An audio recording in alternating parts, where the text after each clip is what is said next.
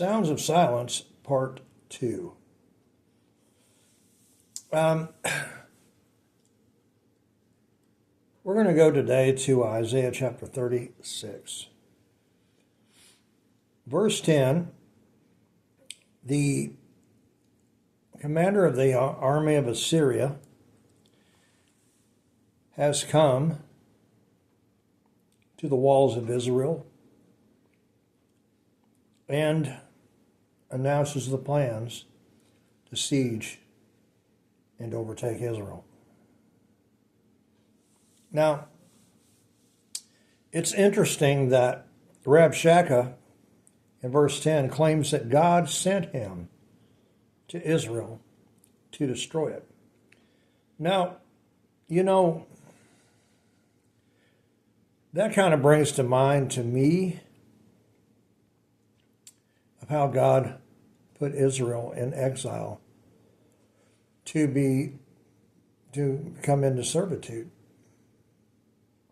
And it could be a ploy, basically tell them, you just need to give up because God's the one that delivered me into your hands, delivered you into my hands. God's the one that did it, So you might as well relinquish yourself to the idea. And in a later verse, he describes the surrounding of the dwelling of Israel to cut off all water and food. That's what the whole drinking the urine and eating the feces thing is about. It's about surrounding Israel and cutting off the food and water supplies and starving them out. And it's all manner of cruelty and that these people did, and it's a familiar story of the enemy coming in, and it feels like we're just up against it, and no help in sight, and we're all alone.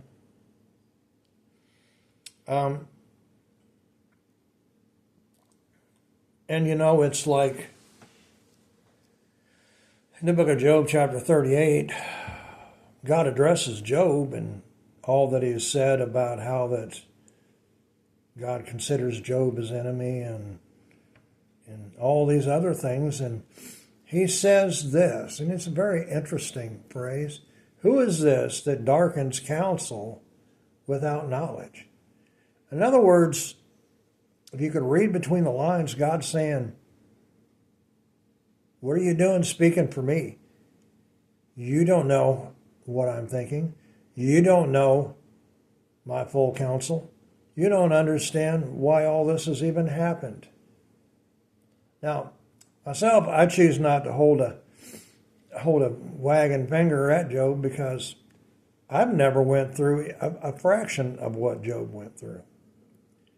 And while there seems to be much justification in those words, but it wasn't the counsel of God.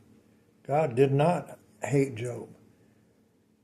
And the things that God describes in his creation, he describes boundaries. And God responded. Hezekiah, who was the king, responded very, very well. A lot of kings before him and after him would go for other kings and find other kings to help fight their battle with them. Maybe if we, give them the gold of the temple and so on and so forth. But Hezekiah doesn't look anywhere but to God. As a matter of fact, he sends the scribe, Shebna, to go find Isaiah. Go find Isaiah and offer some prayers up to God. And he didn't just stop there. But Hezekiah went to the altar of the Lord and cried out to God. See, he could have freaked out and did a lot of things. But he used wise counsel. And he used reason and counsel from the Word of God himself. And in the voice of God, when the enemy comes in and said, well, God's the one that sent me here. Satan could have claimed that about Job. God didn't necessarily send him there, but he said, have you considered my servant Job? Only this is your boundary. You can go this far, but no farther. You can't take his life. You can't do this, and you can't do that. God always has boundaries that he sets and establishes, especially against the enemy. And you know, this old scripture that comes to mind, when the enemy comes in, and I used to always think of where the comma might be in that. When the enemy comes in, you used to see like a flood, the Lord will raise a standard against him. But if you look at it, when the enemy comes in, like a flood, the Lord will raise a standard against him, that he will just overwhelm the power of the enemy with the power of God. Now, Isaiah means Yah has saved. And that's all about Jesus, dominion. And Jesus and dominion.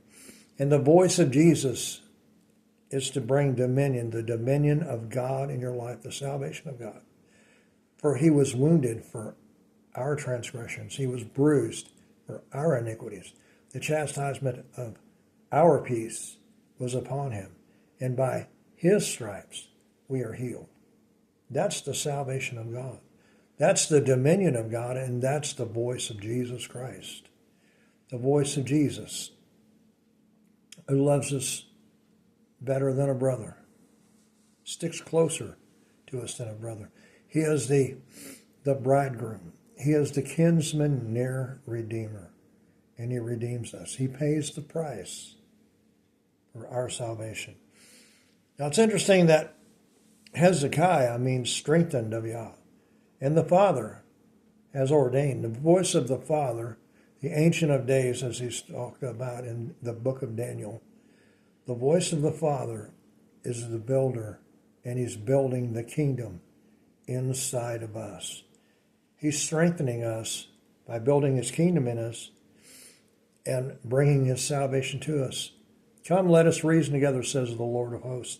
Though your sins be as scarlet, they shall be whiter than snow. And the Lord makes promise in Isaiah 37 and 30. As supplied by the Holy Spirit, the abundance of crops they didn't even plant. That's the promise. That's the promise of the conquest of the promised land.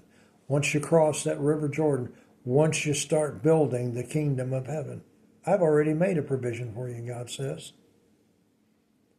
And who is this Rabshakeh? Who is the enemy that claims you're surrounded? There's no hope. There's always a hope. You would not leave us. He would not leave us without a hope. Secured by the counsel of God. In the sounds of silence, you get these thoughts and these impressions. The thoughts of salvation. The thoughts of Father building the kingdom in your heart and life. You're not alone. You've never been alone, and you never will be alone. Those things you have to understand. Let this hope be in you, the same hope that was in Christ. He's seen the Father. What he's seen the Father doing, that's what he did. And the Father was building the kingdom through Jesus. And he sits at the right hand of God the Father, making intercession for us daily, according to the will of God. You're not surrounded, friend. You are not surrounded. There is hope on all sides. And I've thought, after, just like Jesus, after he fasted, angels came to comfort him. And I speak to those of you that really need a touch from God, and I speak to these angels. Go to them. Speak comfortably to them. Strengthen them and comfort their hearts. What was it the angels always said to those that seen them and freaked out?